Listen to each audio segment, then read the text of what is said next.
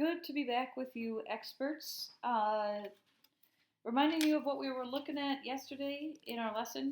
Remember that quarter 2 is all about information writing, and that we decided that a better name for that is really expert writing, because experts are people that know a ton about a topic and they love it so much they want to learn more. Okay, and because of that, experts write to teach. They want to pass on their passion, and they also want to pass on their knowledge while always learning more. Now that word more is important today. I'm going to one thing before we move on. Remember that yesterday we were talking about how you are an expert of you, and you started by creating a 3-page booklet, and what you practiced yesterday is what a lot of experts do.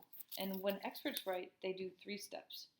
They plan, they quick sketch, and then they write. And that's something that we're going to keep doing. We aren't going to lose that, so I'm going to keep that right up here, but I'm going to move all of this off here. Remember that experts are really writing to teach their passion and their knowledge.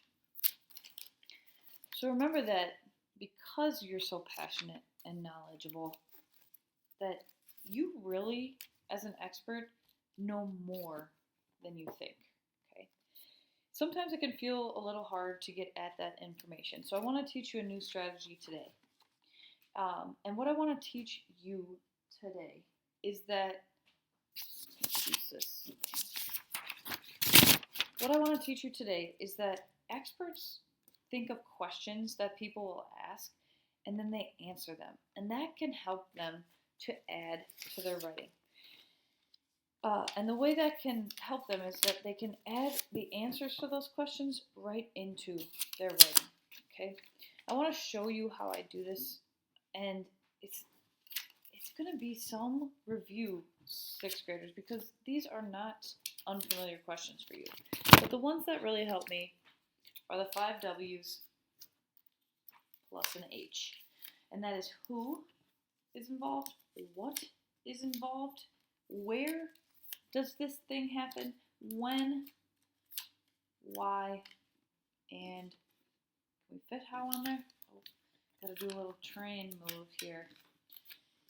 Okie dokie. So these are my 6 questions that I really lean on a lot when I want to add more. Okay? This is our goal, to continue to add more to our writing that we started yesterday. And as we think about that, I'm going to pull up my writing. And experts, I'm being dead serious. This is the first time I'm looking at these. I want to try this strategy. Ooh, see, this is real life. I want to try this strategy just like you to see if it works. Okay? Remember that I'm writing about my boxing gym, and that I am like a fresh expert on this. I know everything that's on this page, but boxing is something that I'm learning about. So I'm looking forward to growing my knowledge about it. So I wrote everything I know after I quick sketched yesterday to help me think through what details I know about this topic. And what I came to was this.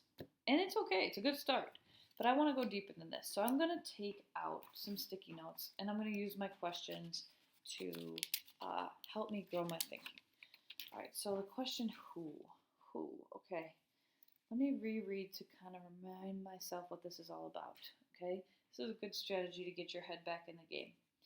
So, recently I started going to a boxing gym. It's a fun and hard sport. It takes a lot of concentration to remember all the different combinations and punches. Partners take turns punching and holding the pads. The coach, Joe, is a professional boxer. We do strength and abs at the end. Okay, so right away as I look at my who, I'm already noticing a question I want to ask, like with this partners thing. So I want to ask this question of, who are your partners during boxing? Okay. All right. And like what? Okay. So I've got that. Let's see. Switch over colors here. maybe for my what I really wonder is like, what kind of punches? What kind of punches and combinations? Okay, that's a good question. I would need to answer that. And if I had to answer it right now, I would put in, okay, there's a jab, there's a cross, there's a hook, and there's an uppercut. And then you combine those in different ways, like cross, hook, cross, or jab, hook, cross. Okay, so I could add that information in. And like, who are your partners during boxing? They're complete strangers. Like, yesterday I was with Elena, this girl who had only boxed a little. And before that, I was with Carl. Carl's super nice. He helped me learn combinations. And oh my gosh, writers, I'm seriously learning that I have way more to write about this, okay? Which leads me to the next part, your next decision. So let's quickly review our steps and then we'll go on to that decision. So I thought about these 6 questions, and then I reread my work, and then I put sticky notes on my work with questions that I could use to add more, okay? So I am now going to be adding my answers back into my writing, okay? Watch as I do this. So as you add your answers to these questions back into your writing, you've got an important decision to make first. Are you at a place in your writing where you're really looking to add to the white space on your paper? If so, that's one choice you can make. If you have filled your page or you have a lot to say, you might add a whole new page from the paper in the middle of your table. So for me, since my page is really full and because I have a lot to write, I'm going to start a new page. And the question that I focused on was, what kind of punches and combinations are there in boxing? Okay. And in order to do that, I actually went back and did the exact same thing that I did yesterday, which is to plan. Okay, I chose the topic and I put it at the top of my paper. And this is part of my now, so I labeled that too. So this part is really my planning, okay? And then I did my quick sketch.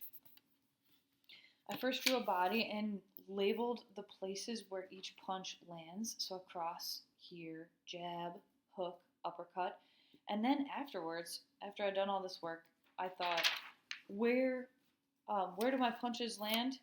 They land in these areas. And that's really what this drawing's all about. So my third part is to write. And I want to show you what I wrote.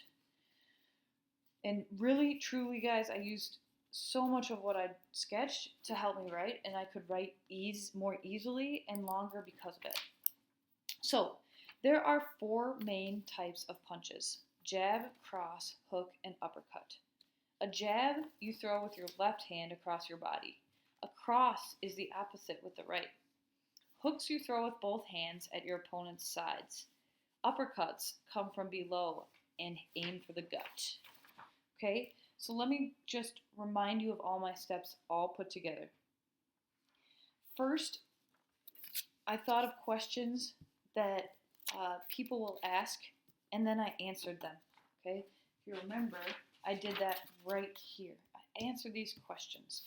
Then I added these questions back into my writing by first planning using this sticky note. I planned to write a new page about punches and combinations. I quickly sketched and then I wrote. And look at this. Literally in probably 5 to 10 minutes, I've come up with a whole other page that I didn't even think I knew. Writers, as experts, you have so much knowledge in your head. Whenever you're looking to write more, one thing that writers really do is they ask themselves these questions and use what they already know to write more.